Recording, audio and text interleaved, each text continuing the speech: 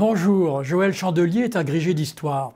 Spécialiste dans l'espace latin médiéval et dans le monde islamique, il renouvelle en profondeur la compréhension de l'histoire médiévale de l'Europe, dans l'ensemble du monde alors connu.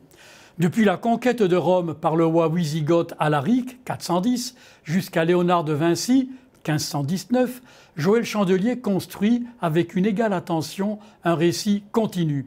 Il ne s'agit plus, comme Georges Duby, d'insister sur la mutation de l'an 1000 ou, comme Jacques Le Goff, de comprendre cette période comme une longue suite du IIIe au XVIIIe siècle. Désormais, c'est la réforme grégorienne de la seconde moitié du XIe siècle qui apparaît comme le phénomène central d'une histoire totale de l'Occident médiéval. La réforme grégorienne doit son nom au pape Grégoire VII, mort en 1085. De quoi s'agit-il ? Eh bien, du célibat des prêtres, seul le pape désormais nomme les évêques, et puis aussi de la gratuité des sacrements.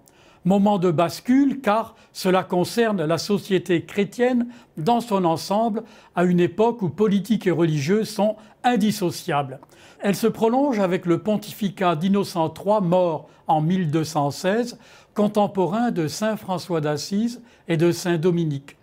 Cette réforme touche tout le corps social, y compris les masses paysannes. Et c'est la réforme protestante qui mettra un terme à l'unité de la chrétienté latine et donc au Moyen-Âge grégorien. Joël Chandelier vient ainsi de publier ce qui est déjà considéré comme le grand manuel d'histoire de l'Occident médiéval. Il nous aide à mieux comprendre comment s'est construit notre monde actuel. Enfin, ce livre, d'une grande intelligence, loin d'être austère, se révèle d'une lecture agréable, divertissante. Merci de votre écoute.